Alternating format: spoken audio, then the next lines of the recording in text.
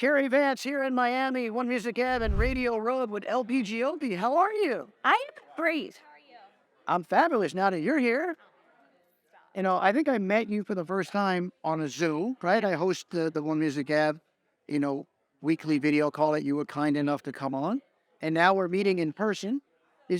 Are you finding over the last couple of years that you're meeting a lot of people in person and never got a chance to before because we were all stuck inside? Oh yeah, definitely. That's 100%. And to see people in real life versus on Zoom, it's so lovely. I'm definitely a people person, so I'm very happy that we're through that. I would have never guessed that because you seem very shy and introverted. Yeah, I totally reserved. Yeah, never, no, never.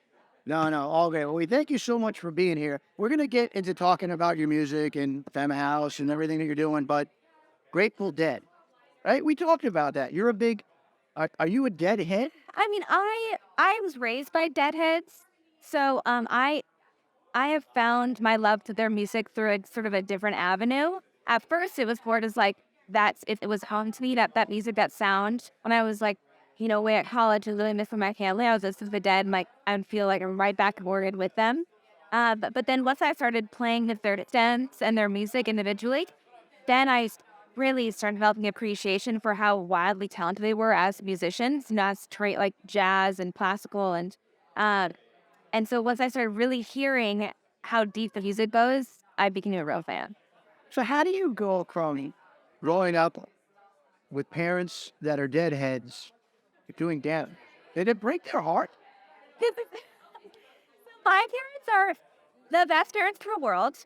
And the first time I brought my dad to a rave, and he stepped out on the wheel and he goes, "Oh, okay, if I was born now, I'd be a raver instead of a hippie.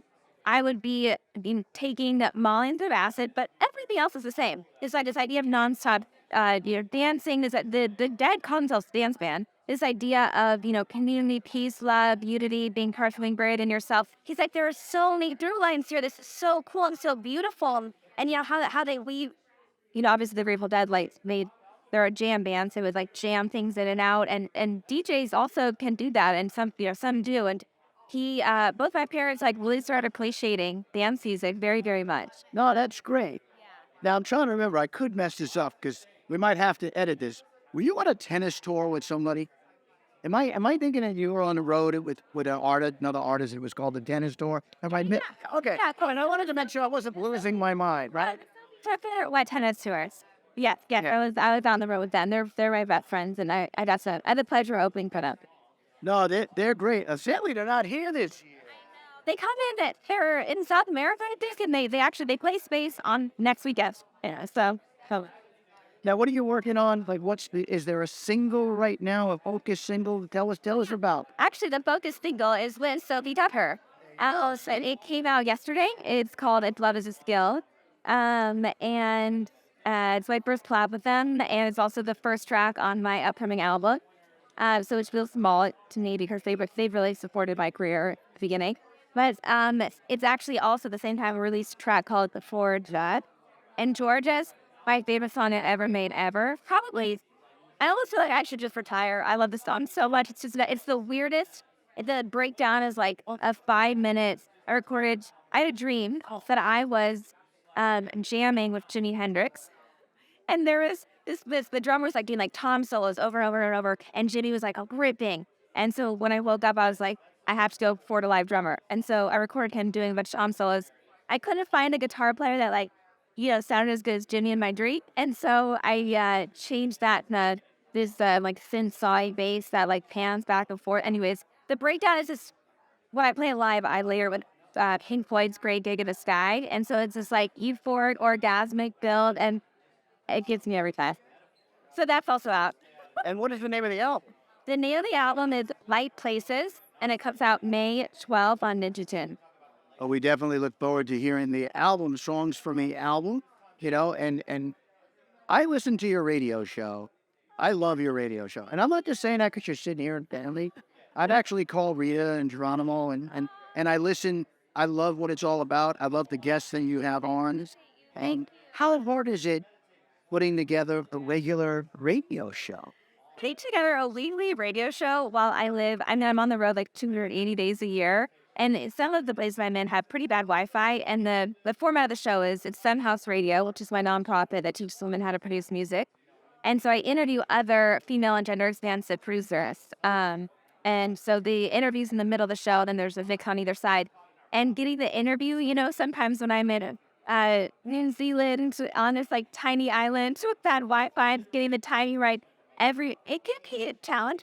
But I get to meet the coolest people. I get to meet the coolest producer those conversations always, excite me and keep me going. Well, we definitely thank you for spending some time with us here. One is a Gavin Radio Road. Inspirations growing up. I mean, you're mentioning Jimi Hendrix, the Grateful Dead.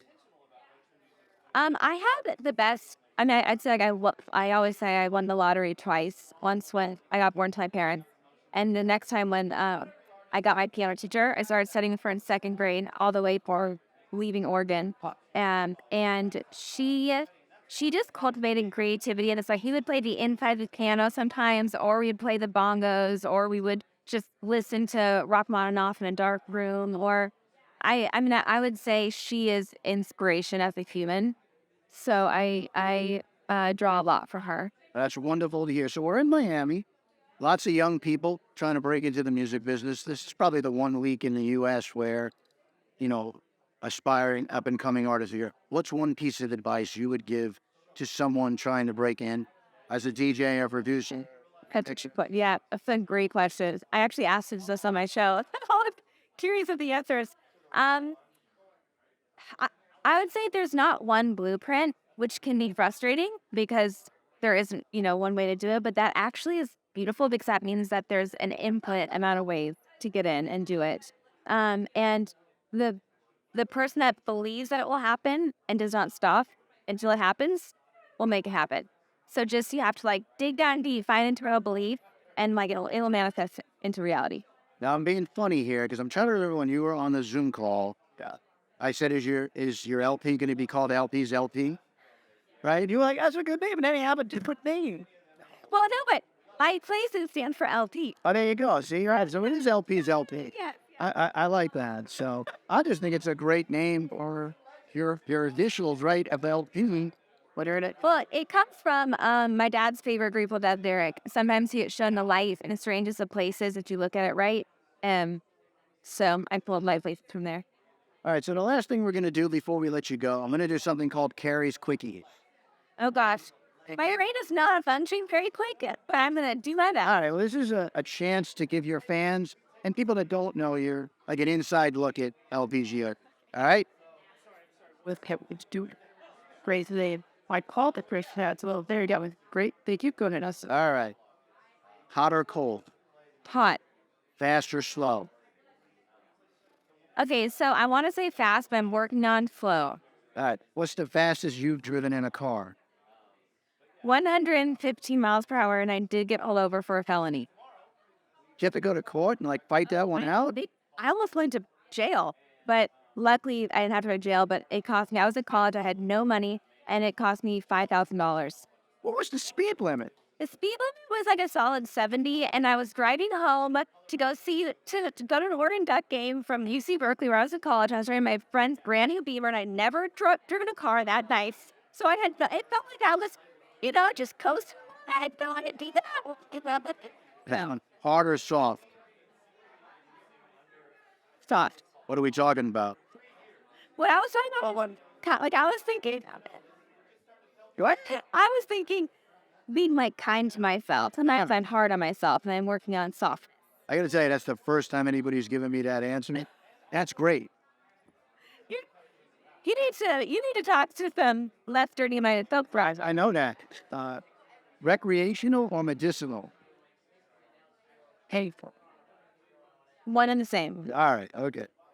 Something breaks in the house. Are you fixing it or hiring? I'm fixing it. Before you go to sleep at night, are you curling up with a good book or watching TV? Ooh, when I'm not so exhausted I need to dissociate, I'm curling up with a good book. Fact or fiction? Fact. Baked potato, mashed potato, or French fries? French fries. French fries. What's the last song Giobbi sang in the shower? And the field would point to Radiohead's Creep. Well, LPGOB, thank you so much for joining us on One Music Gab and Radio Road. Continued success. Or good. We look forward to hearing more Femme House, radio show, the music that you're creating, the album. Enjoy Miami Music Week. Thank you. Thank you.